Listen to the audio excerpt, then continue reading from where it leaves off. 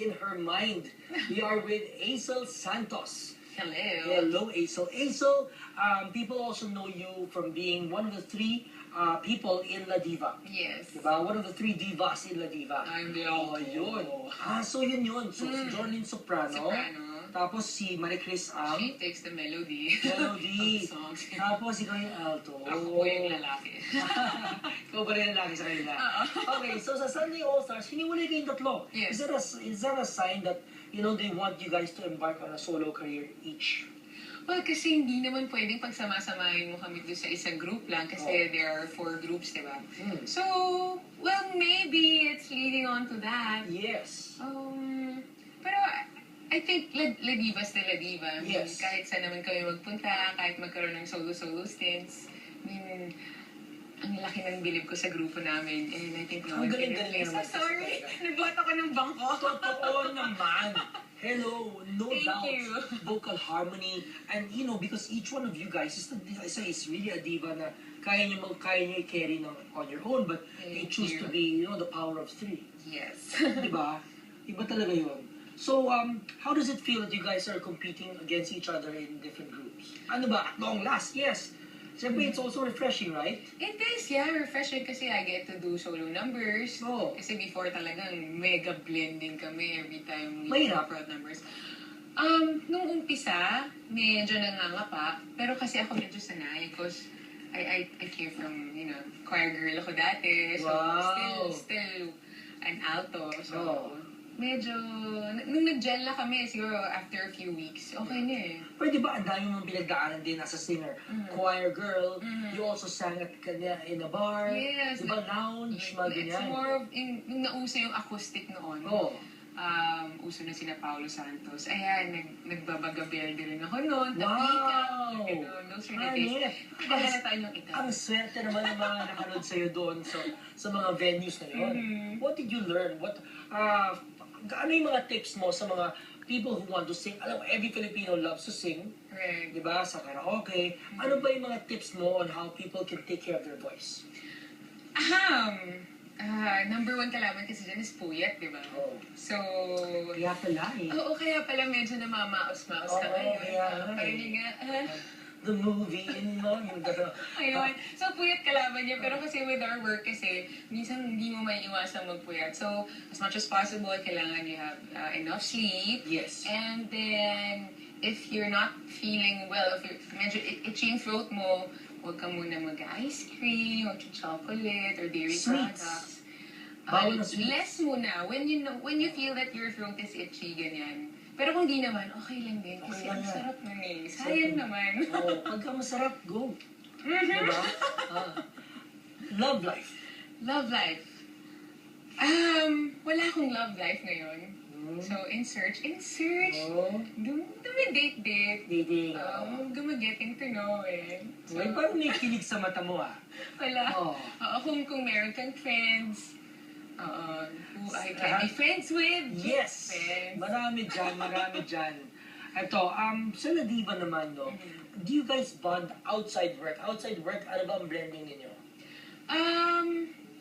Well, most of it's actually more of work lang More for of work us. Kasi, because you guys work so often, that yun na rin yung chance niyo mag-bond. Diba? Right. Doon na lang din. Off stage, backstage. How about with all the people that you've worked with, in Sunday All-Stars, Party Pilipinas, meron bang mga namuong mga sparks while you're working with somebody? Mga ganun. Spark meaning? Meaning parang may romantic spark, o, diba? Kasi, syempre when you perform, meron na kayong chemistry, diba? Okay. So it's more of yung performance talaga. Kasi, when I had this duet with Ate Jaya, kasi bata pa lang po ako, fan na po ako ni Ate Jaya. So when I got the chance to have a duet with her, duet kami. Okay, turn niya na. Si Ate uma-adlib na. Alam mo yung kahit kaduet niya ako, bigla akong naging fan na naman sa tabi niya kasi napapaganon ako. Sobrang galing. And then, after niya, turn ko na. Kailangan mong galingan. Ang galing ni Ate. So medyo lalaban kang konti, lalevel ka dun sa ginawa niya. But yung tingin ko, it's more than spark, yes. Yung parang pasabog talaga. Explosives. Explosive Oo. talaga. Oo. Pero di ba ang sarap nun na parang, people watch you and they idolize you. Tapos ikaw mo kumakanta katabi ng idol mo. Oo, ibang Tapos ang sarap din naman maging fan. Ibang klase talaga. Oo. Ibang experience. Okay, eto na. It's time to play some games. Ready? Yes, okay, in game. Okay, tatanungin ka namin kung sino sa inyong tatlo, nina Jonlyn, Marie Chris, or ikaw ang tinutukoy namin. Yes? Okay, sige. Okay, first, Nakakabato. sino sa inyong tatlo ang antukin? Antukin, parang si John Lynn yata. John Lynn? Oo, parang, kasi siya yung pinakabata sa amin, so... Ako nag-vocalize. Oo, maya makita mo sa sulok. Lalo na dati, Oo. may tulog na yan. Ang bilis na, nakakaingit yung mga gano'n. Oo, yung tawag yung masandal, di ba? Masandal lang, Oo, tulog na. masandal, yeah. Okay, sino naman sa inyong tatlo ang parang ate o nanay ng grupo?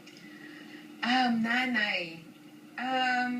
Pag nagtatanong ako ng schedule, laging si Marie Chris yung may alam. Siya pinaka-responsable kung Medyo, anong oras tayo mamaya? Oo, alam niya, alam niya. Yeah, alam niya yun. Sino naman sa inyo, sa inyong tatlo, ang palaging late? Wala. Hindi ko rin alam. Kaya, Siguro silang dalawa. Silang dalawa yan, silang dalawa yan, oo, silang dalawa. Yeah, Sino sa inyong tatlo ang shopaholic? Holic. I think that's Marie Chris. Marie That's Chris. Chris, okay. Sino sa inyong tatlo ang pinakamatakaw? Ako eh! Ito! Ako yun! Okay, remember, two-piece bikini ka, ha? Oo. Okay, no carbs for me. Sino sa inyong tatlo ang palaging late?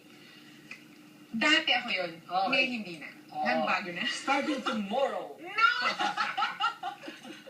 Okay, sino sa inyong tatlo naman ang shopaholic? That's Marie Chris. Talagang mahilig siya bumili ng mga gamit. Oo, mahilig yan. Laging may bago, may bago. Every birthday niya, may bago siyang phone. Love it. Okay, ito naman. Sino sa inyong tatlo ang pinakamatakaw?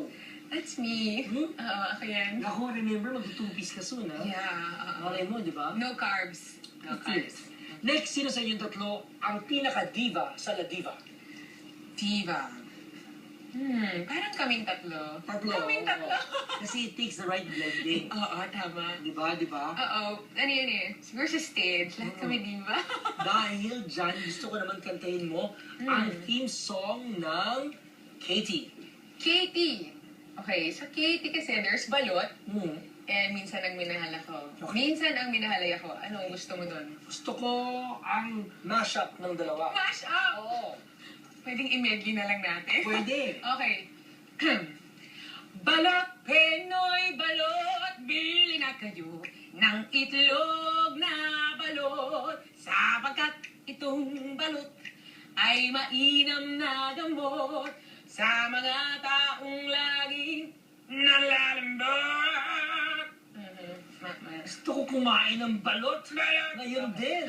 Okay, ito, yung isa. Oh. Ito, very beautiful duet of Olivia and Katie. Okay. This one's, ang lingap mo'y hahanap-hanapin sa entabladong minsan ay sa akin. At kung ako ay malimutan, kahit sa awit ko man lamang, iyo sanang matandaan, bago tuluyang lumisan, na minsan lang minahal ay ako. Yes! Ang galing! Dahil dyan, meron kang gift from SM Accessories. Wow! Yan. Thank you! Thank you Parang so may gift much. din ako sa'yo. Oo, meron talaga. Parang meron akong gift. Oh, Teka, sweet dito naman. sa likod. Parang meron akong ticket for you sa Katie. I'm going to watch that for Okay. sure. That is showing until... Okay, until August 4 na lang po yan. That's August 2 to August 4. Yes. You may call Ticket World Yes. at 891-9999. There's my camera. Yes. Uh-huh. Ayan. So, please don't miss it. Napakagandang musical play. Original Filipino musical. Yes, it's a very, very good treat for all you guys. At ito ang iyong KD Yay! ticket. Thank you so Last much. show yan. So, Okay, be there. I'm gonna watch for sure. Thank for sure. you. I missed the first run. I'm not gonna miss the second run. Okay, thank you. Okay, what's next for Aisel Santos? For me, I am planning on doing a solo album. Okay. So, probably next year or like late this year. It's a work in progress. Work in progress, yes. Ayan, ayan. Di ba nakinggan natin siyang kumanta ng songs from Katie, a song from Miss Saigon. Alam mo, that's how we should live our lives, you know. Fill it with song. Kagaya ng ginagawa ni Hazel sa kanyang buhay. Nakaka-good vibes. Dahil sabi ko nga, dapat laging good vibes para laging good night. Kasama si Hazel Santos ng La Diva or Hazel Santos. Or at Hazel Santos Me. At Aisel Santos Me, that's my Twitter account. And my Instagram is Aisel Santos. Yes, kasama si Hazel Santos. You are watching The Tim Yap Show. The Tim Yap Show. Good night. Bye.